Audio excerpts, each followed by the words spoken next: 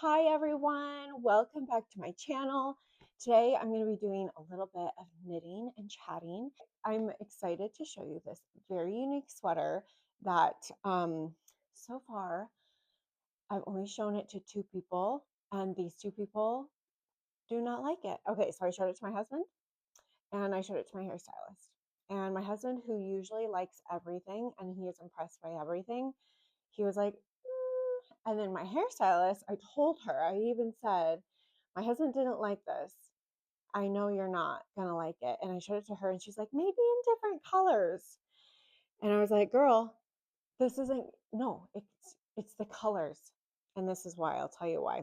But first, um, welcome. My name is Alyssa Urban Bean. I'm a home couture sewist. I love fashion. I love couture techniques. I love making my own clothes. I love vintage. I love modern stuff. I love it all. And so I love making it. Today I'm going to show you, and today I'm just going to kind of introduce myself a little bit since I have this new channel and show you my sweater that no one likes. No one likes. In my series, everything that I've made since I quit Instagram on my knitting video, I show a Christmas sleigh ride sweater. It's like a Christmas scene sleigh ride on the sweater knitted. It was honestly probably the hardest thing I've ever made. It was so detailed, but I loved doing it. And I found that sweater by doing an eBay or an Etsy search, and I searched for vintage knitting kits, meaning a kit was made in the 80s or the 90s with yarn and the pattern, and the yarn and the pattern have been waiting in a beautiful package for 40 years. And when I made that, and when I made that sleigh ride sweater, I loved so much that this wool had been waiting 40 years to be made into the sweater. And I love that I was able to do that. And I also love that someone didn't just throw it away or give it to the thrift store, where who knows where it would land, but that I was able to find it online and make something with it. So because I love that so much, I looked again. And sometimes you find something that you want to make. And if you find something that you want to make, maybe you should buy the kit. And this is what happened to me. I thought this is so fun, so 80s. It reminds me of something that Mrs. Wheeler would wear on Stranger Things. But more than that, it reminded me of something that the women would wear on this 80s sitcom called Designing Women, with incredible actresses, a great show. If you ever just want like a little fun sitcom from the 80s, I recommend it. So I bought it. And I'm going to first show you the pattern because this is where I'm at. This is the front. Okay, so what is this design? We've got some scallops. We've got like a little knot and some ties. This is a knitted sweater that features a handkerchief design. You're not wearing a handkerchief. It is knitted into the sweater. Again, I showed it to my hairstylist and she did not like it. She tried to brush it off, and that's totally fine. I think you could make this very, very 80s with your styling. Like I could wear pleated jeans, which I have, or you can try to make it more modern. We're going to see how it turns out. Honestly, I don't care. This is the interesting thing. There are people that are untethered by trends. Do you want to know who these people are? These are children. My 7-year-old loves this. And she's like, I want it. Make it for me.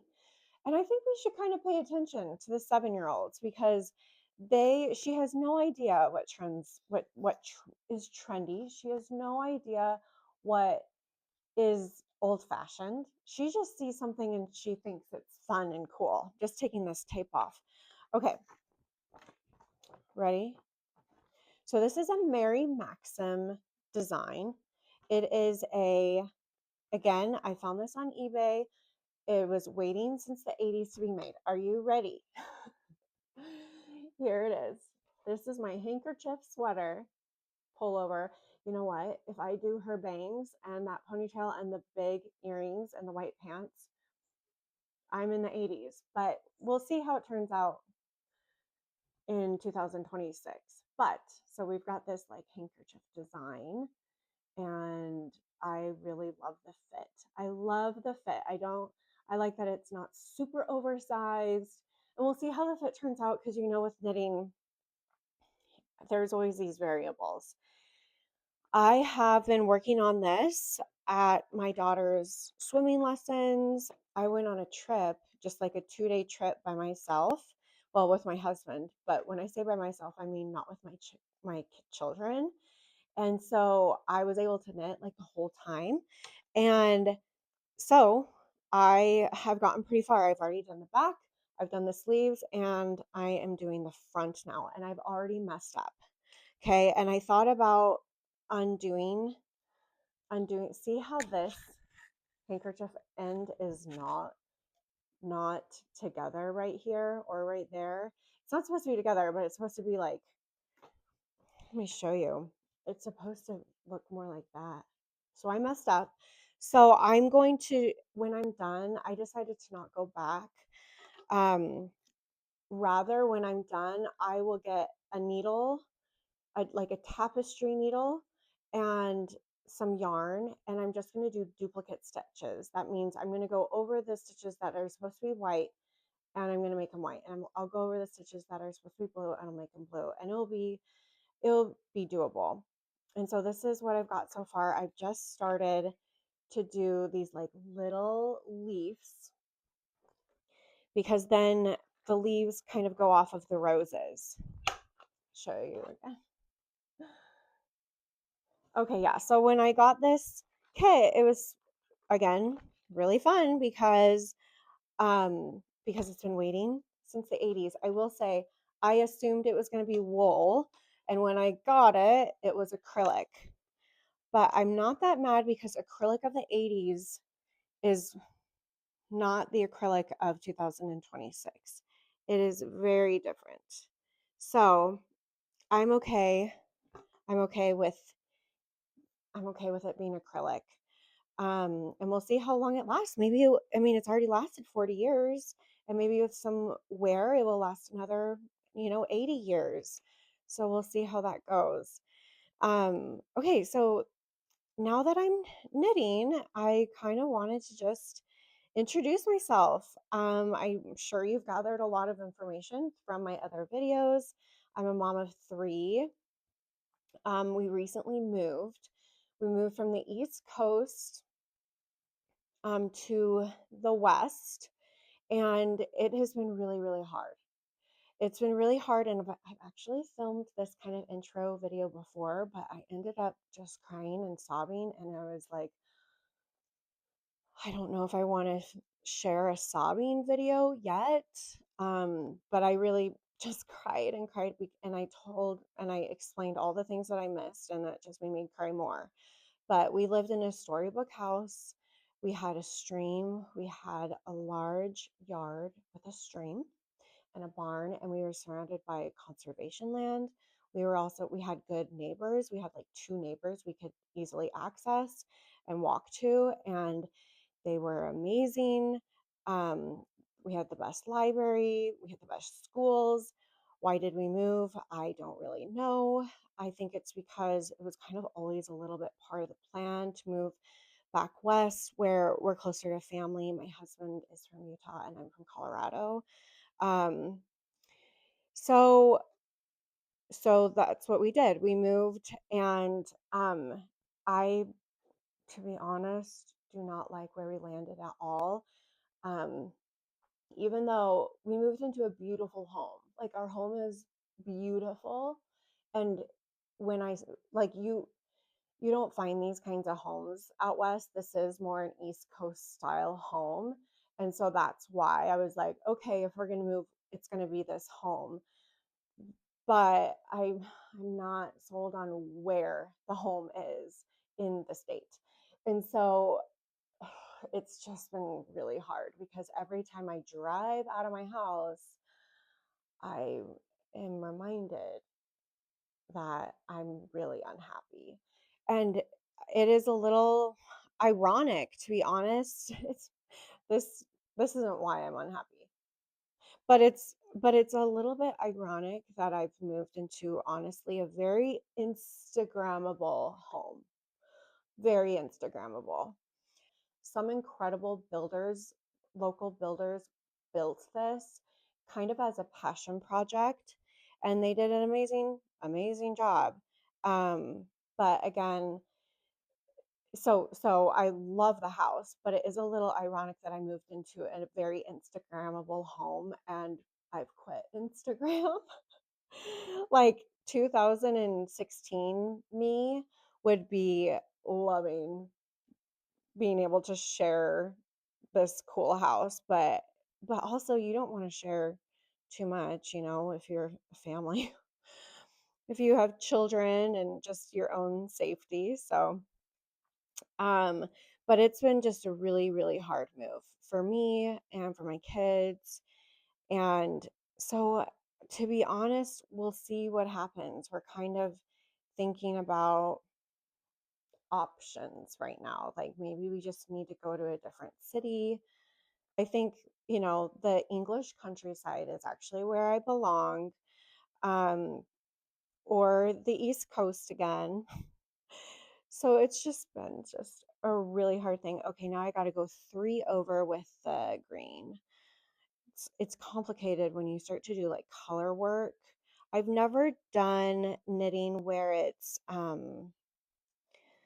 like a Fair Isle sweater where the colors are in like a pattern. I think that actually could be really, really fun because then you get into the pattern with your fingers and your fingers kind of start to learn the pattern. Whereas this, every row is different. And so you have to pay attention to every row. Does that make sense? I mean, again, I've never done that kind of sweater, so I don't know if that would be fun, but I think challenges are fun.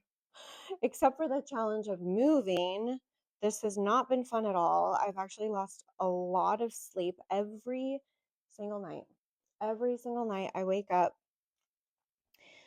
in the middle of the night and I think about, this is probably where I started to cry in my other video, but I think about my girls playing in their stream. We spent just The stream taught us so much about balance, about life cycles, about playing in the stream. Oh, I did too many blues on this one. That's why my count was off on the last row. Interesting. I did a bad thing. I did a bad thing. That's okay. Duplicate stitches help. We will move on. Let's just see how many. It's just supposed to have it's a different amount. It's okay. Honestly, people don't notice. They're only going to notice how 80s this sweater is. They're not going to notice how I'm messed up a little bit. Oh, but yeah, so we will continue. We're going to continue with this knitting and just wait.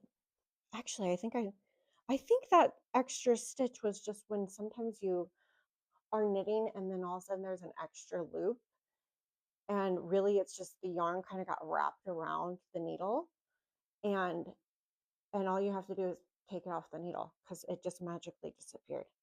Yeah, that's a little bit about me. And this video is kind of too long, and I only got one through one row. I only got through one row, but that's okay. That's how it happens, is doing it one row at a time. So I'm gonna keep working on this at my daughter's swim lesson. Today I got my daughter's piano stuff, so we've got lots going on. Um, Anyways, if you have any questions for me, I'd love to maybe do a Q&A video at some point. So if you have any questions, let me know. If you have moved and it has been the hardest thing you've ever done, emotionally and draining physically because you can't sleep because you're homesick so much, please let me know because I just need to do what's best for me and my family, and I got to figure it out because even though we live in this beautiful house, I don't know if it is for us. So we'll see what happens. But thank you so much. Please leave me a comment, subscribe, and now that you've watched this video, be sure to check out my series of everything that I've made since I've quit Instagram. Okay, bye guys.